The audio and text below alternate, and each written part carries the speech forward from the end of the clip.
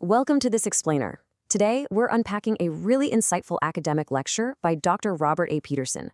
We're going to be looking at a surprisingly complex question. Once someone becomes a Christian, how exactly do they grow in holiness? I mean, does it happen all at once in some sudden burst of power? Or is it more like a lifelong, grueling marathon? Well, let's explore how different traditions answer this. Here's our roadmap for the discussion. First, we'll cover shared evangelical foundations. Then we'll look at Keswick and the higher life, followed by Pentecostalism and Spirit baptism. Fourth, we'll dive into the Reformed perspective. And finally, we'll wrap up by evaluating the second blessing. Okay, Section 1, Shared Evangelical Foundations. Unity before diversity. So before we get into where these traditions actually diverge, Dr. Peterson points out something absolutely crucial right at the beginning of his notes. They actually have far more in common than they have in difference. It's super easy to get caught up in the debates, but they are all firmly rooted in historic Orthodox Christianity. Just to make sure we're all on the exact same page here, let's define our terms. Sanctification simply refers to the ongoing process of growing in holiness, imitating Christ, and practically speaking, experiencing freedom from the power of sin in everyday life. Basically, it's the how-to of Christian living. And despite all their leader differences on exactly how sanctification plays out, all these groups firmly unite on these core evangelical doctrines.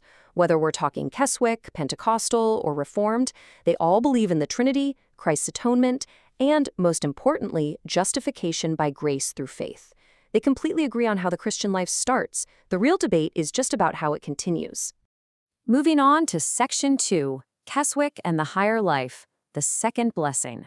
Originating from annual conferences in Keswick, a town in northern England back in 1875, this higher life theology introduces the concept of a two-stage Christian life.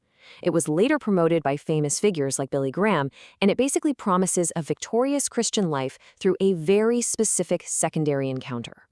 The crucial point for this group is that they view justification and sanctification as two totally separate crises happening at different times. Stage 1, you receive Christ as Savior. That's justification.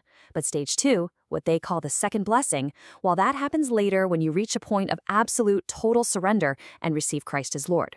In this view, you actually have to actively ask God for this second blessing to enter into the higher life. This leads to a really fascinating contrast in how to handle sin. Keswick theology promotes quietism, which is pretty much perfectly summarized by that famous bumper sticker, "Let go and let God." They teach that trying hard is just fruitless. You gotta passively let the Spirit work. The Reformed tradition, though, pushes back hard with activism. They point to biblical metaphors of farmers pulling weeds or soldiers sweating in battle. For them, relying on grace actually requires intense, active human effort. All right, Section 3, Pentecostalism and Spirit baptism, power first service. Tracing its roots back to the Azusa Street revival in the early 20th century, classical Pentecostalism actually embraces a second blessing too, but there's a twist. It teaches that this baptism of the Holy Spirit isn't just about unlocking higher personal holiness.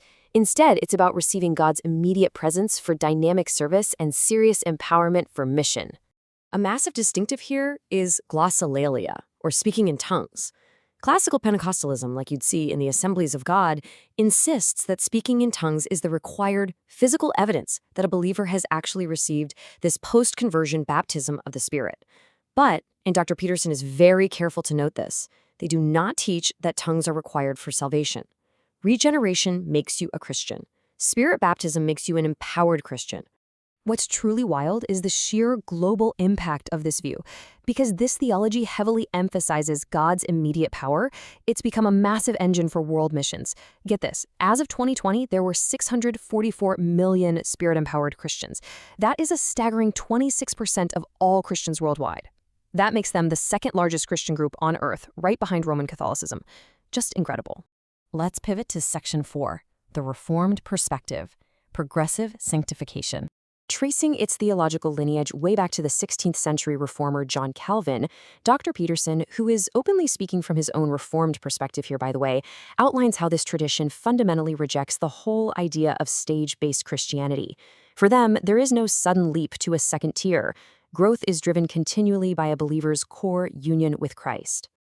I absolutely love this profound quote from Reformed theologian Anthony Hoekema. It captures the tension believers feel so perfectly. When someone becomes a Christian, they are genuinely new. They're fundamentally changed by God. But as we all know from our daily struggles, they are not totally new. Total perfection just isn't going to happen until Christ returns. And honestly, this simple phrase brings immense comfort to those struggling with the reality of ongoing sin. Dr. Peterson uses a brilliant analogy here to explain this messy, ongoing progression. Think about it. If you take a snapshot of King David committing adultery or the Apostle Peter denying Jesus 3 times, well, they look like complete and terrible failures. But if you watch the motion picture of their entire lives, you see a broader pattern of deep repentance, faith, and love for God. The Reformed view argues that sanctification has to be judged by the lifelong motion picture, not a single isolated snapshot of sin. On the flip side of that, we have the concept of apostasy. Dr. Peterson contrasts Peter with Judas Iscariot. If you took a snapshot of Judas feeding the 5,000 or looking like a devoted disciple, he appeared perfectly holy, right? But his ultimate defection revealed that his motion picture lacked true regeneration. He had great privileges, sure, but the lifelong pattern showed he was never truly changed to begin with. Finally, Section 5, Evaluating the Second Blessing, a Psychological Critique. So how does the Reformed view actually evaluate those second blessing models we discussed earlier? Drawing again on Anthony Hoekema, the critique argues against breaking salvation into a ladder of successive steps. Instead, he suggests we need to view salvation as a simultaneous, unified package of grace. When you're united with Christ, you get the whole shebang at once: justification, the Holy Spirit, and the beginning of a progressive sanctification. You don't get it doled out in separate crisis events. And this builds into a very practical, very human concern. Hoekema actually had a background in psychology, which is fascinating. And he warns that compartmentalizing Christians into tiers, like ordinary versus spirit-baptized or ordinary versus perfectly sanctified, it causes real psychological harm. Dr. Peterson notes he's met young men paralyzed by depression, feeling like spiritual eunuchs because they lacked the blessing of tongues. Conversely, it breeds this dangerous, arrogant pride in those who actually believe they've successfully unlocked a higher level of Christianity than their peers. So, this leaves us with a profound question to ponder as we wrap up this explainer. Is true spiritual transformation about unlocking a hidden second tier through a single crisis of surrender, or some miraculous evidence? Or is it the patient, daily toil of a lifelong motion picture, genuinely new, not yet totally new, but steadily growing by grace? The way you answer that might just reshape how you view your entire journey of faith. Thanks so much for joining me today. Keep asking great questions and keep exploring.